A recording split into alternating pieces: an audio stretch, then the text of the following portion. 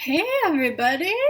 Um, so you may have noticed recently that I've been really, Callie, really? Like I just started 30 seconds ago.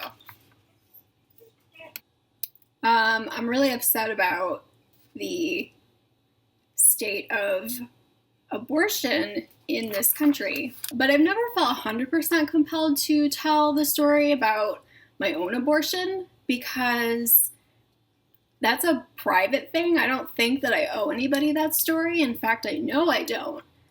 But the demonization of women who have abortions, of people who have abortions, rather, I know that it's not just women who can have abortions. But the demonization that I've been seeing lately from people is really upsetting to me. And so maybe it would be of benefit for me to tell some of you guys about my abortion. I'm sure some of you know about it, but a lot of you probably don't. And I don't really have a problem telling you, because rather than demonize women who have abortions, maybe we should humanize them a little bit. So I decided, okay, well, I actually have a lot of stuff to do, so maybe I'll just do some of the stuff I gotta do while I talk to you and tell you about it. So I was planning to make homemade pickles.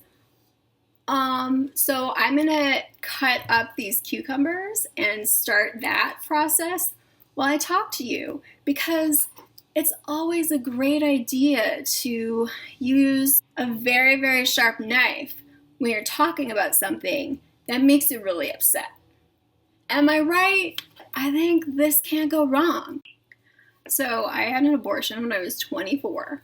I am now 34, so it was 10 years ago. 10 years on, I still do not have any regret about it. I continue to wait for this regret that I am told is supposedly coming to me, but the further along in my life I get, the less I probably regret it. When you have an abortion at first, no matter how secure you are in your decision, there's a lot of stigma around it.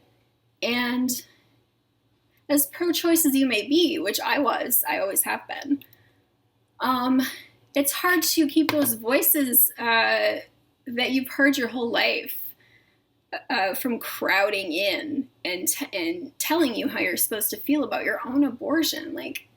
It's hard.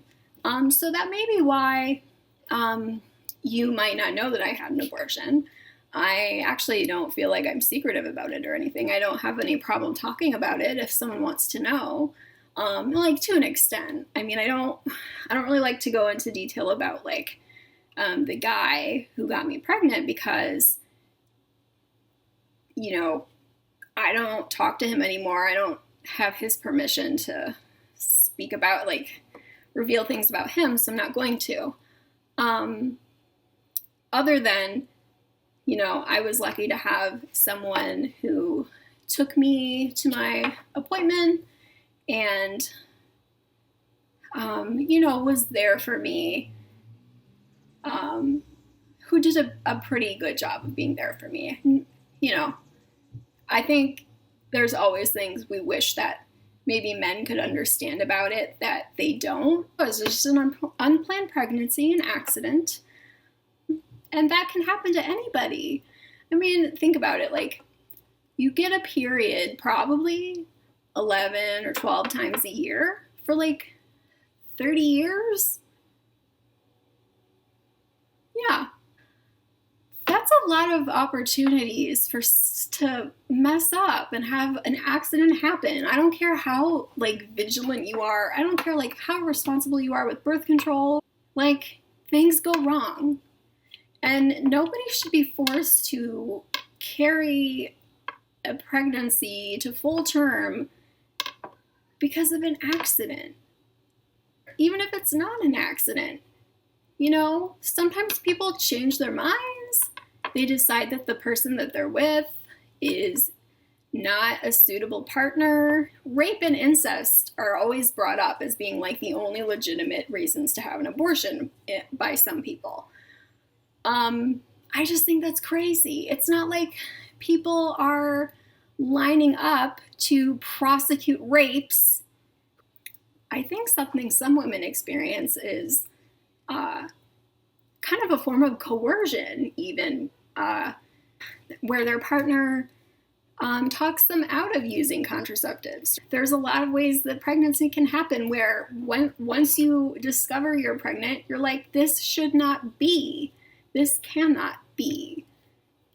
And that's fine. Another component of some of these bills that's really frustrating is this whole 6-week heartbeat bill. I know for me, I finally, when I took a pregnancy test, it took me 7 or 8 weeks to, 1, miss my period, 2, actually start thinking that was weird, 3, actually go out and buy a pregnancy test and take it, 4, work up the courage to take it. And I knew, you don't have forever, so you gotta take it. You gotta take it and find out. But it still took me 24 hours to work up the courage because I was so terrified of what I thought the answer might be. 5, you gotta go to an actual doctor and get that confirmed that you are in fact pregnant. And then it's you gotta decide what you want to do. Now, I decided right away. I knew right away what I wanted to do, but not everyone does. But the clock's ticking. Then you gotta make an appointment. Or you could do what I did. I got my referral. I went straight from the doctor's appointment where I confirmed the pregnancy, which was at a Planned Parenthood, but it was at a Planned Parenthood that doesn't do abortions. So they referred me to a private clinic. I went straight from the Planned Parenthood to the private clinic and I made my appointment that day. That's how sure I was about what I wanted to do. So I don't ever want to hear that we need to have mandatory wait periods because women need to come in, think about it, get told all the information, including some information that's not even true. You're going to get breast cancer and you're going to regret it. No! A lot of us don't need to think about it. We thought about it before we came over to the appointment. Luckily for me, the clinic was about half an hour from where I lived. That's not the case for a lot of women, especially in rural communities. You're looking at, if it's even going to be legal in your state anymore, you're looking at a drive of a few hours in some cases. The actual procedure itself is such a small event in the grand scheme of all of these things that come along with abortion, all of the stigma around it, all of the waiting, that when you're actually getting an abortion, sitting there getting the abortion, it doesn't feel like, it feels like, honestly, any other visit to the gynecologist. I guess it's a little more painful, but honestly, they're probably going to give you Valium, and they're probably going to give you some other pain medication to take. And you're not going to feel a whole lot, and it's going to be done in 10 minutes. They kind of just monitor you for a little bit, make sure you're okay, and then you go home. This is the part that I want to make sure is really clear. The people who work at abortion clinics are saints. At least from my experience. And I have experience of going to both the Planned Parenthood, where I received the referral and received care first, and then going to a private clinic. It makes me so angry to hear people make up complete and utter lies about what goes on at abortion clinics and how they just want to harvest babies and if that's the kind of stuff you're saying about abortion clinics, you've clearly never been in one, never known anyone who's been in one, and don't know anything. So you should probably just be quiet. I think abortion is great. I've been able to build a life that I really like. And it's partially because when I needed to have an abortion, it was there for me. I have a lot going for me now that I don't know if I would have if I hadn't been able to do that. I have a wonderful dog. I'm buying my first house this year. I have had a great career. Could I have done those things had I continued the pregnancy? Maybe. But it would have been harder. I just see my life going in a really different direction. And it's my right to decide what direction my life goes. That's my right. There's people in your life who have had abortions, but they haven't told you about them because either they just feel like that's not something you talk about, no matter with anybody for any reason, which is their right to feel that way, or they sense your judgment, or they sense that you are going to judge them, so they would never tell you. And so I do think that some of you guys are walking around like, I don't know anyone who has had an abortion, or I only know one person. No, you don't know one person. You know a lot. I promise you, you know a bunch of people. 1 in 4 women will have an abortion at some point in her life. I think that hearing that shocks people, and that's part of the reason I made this video, because I want you to know, if you're watching this, you probably know me, so you know somebody. And I'm not a crazy monster. I'm a normal person. I'm tired of people being like, people have abortions for different reasons. There's rape and incest, which is like the right reason to have an abortion. And then there's everybody else who does it for convenience, who do it for lifestyle choices. Yeah. Lifestyle choices would encompass a lot of things. There's the woman who's like, I'm 48 years old and I am way too old to have a baby. I can't go through a pregnancy. I already have a couple kids. There's people who are like 18 years old and they have their whole lives ahead of them. And I'm really sick of people being like, it's going to be harder, but you could do it. Yeah, you could if you wanted to. You don't have to want to. Is it really realistic for us to think that a woman who already knows that she never wants to have children in her life, like, is it really reasonable for us to say, well, you don't ever want to have kids, then you can never, ever have sex? Because if you get pregnant, then you're going to have to be a mom. Accidents still happen, no matter how safe you think you're being. The other thing that I would want to address is how somehow in the equation of all of this, the man is like somehow extracted from it. Like, we're not holding men responsible for unplanned pregnancies at all. You want to send the woman to jail. You want to send the doctor to jail. What about the guy?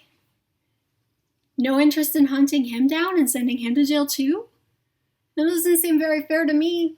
I know a lot of men who consider themselves to be very progressive and to even be feminists, and that's great.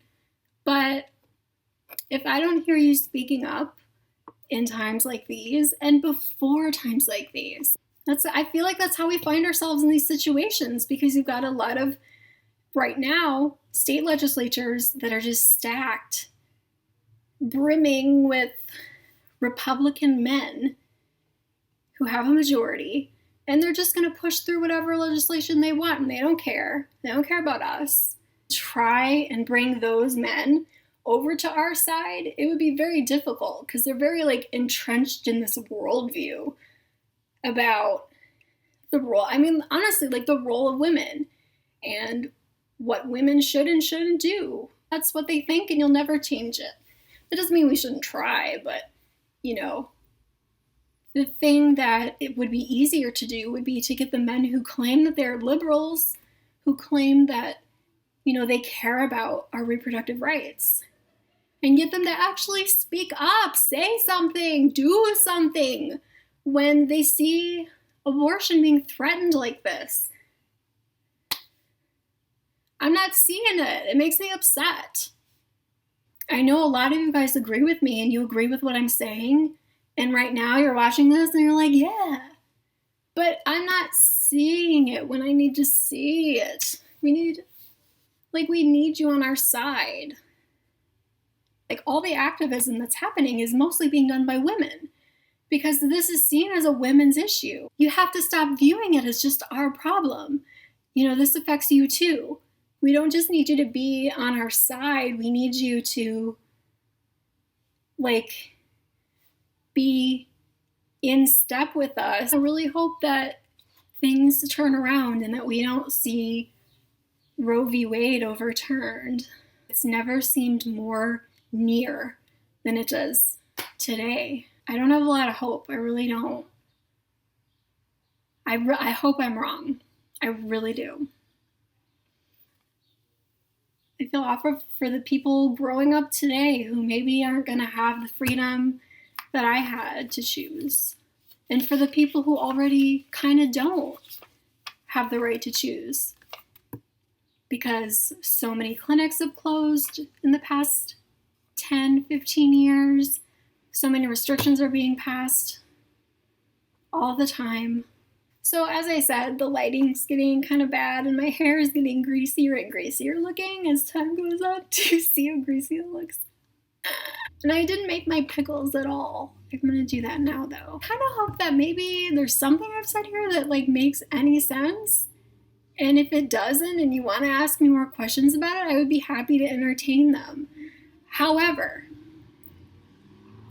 if in asking me these questions, you call me truly evil or a terrible person, blah, blah, blah, then I'm not going to answer them. It's interesting how often that happens. A pro-life person will come to you, on Twitter or whatever. They act like they want to talk to you. And really all they want to do is tell you that you're evil. I've been told I'm evil countless times. Evil. Okay. Or they just want to tell me that they went, too bad, this one is always funny to me. Too bad your mother didn't abort you. That doesn't even make sense, man. You don't believe in abortion. I'm gonna end this now. I have to take my dog outside. See him right there? He's given up. I'm gonna take him outside now. Bye-bye. Okay, I'm doing it. Oh, you can't see.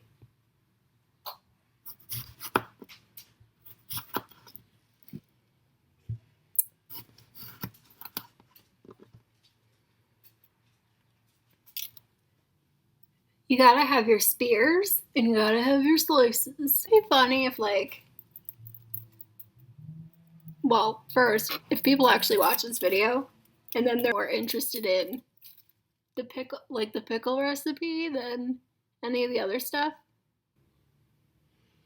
This recipe I'm using doesn't say anything about dill. How are you gonna have pickles without dill? Are you kidding me?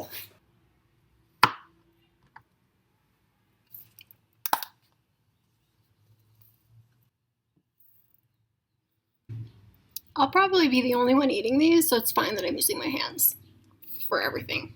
Touching all the stuff, it's fine.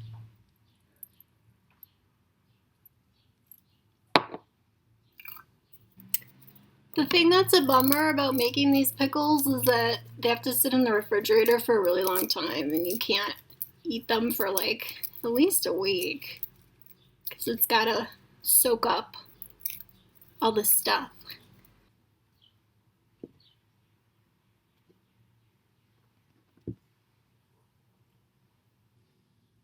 See?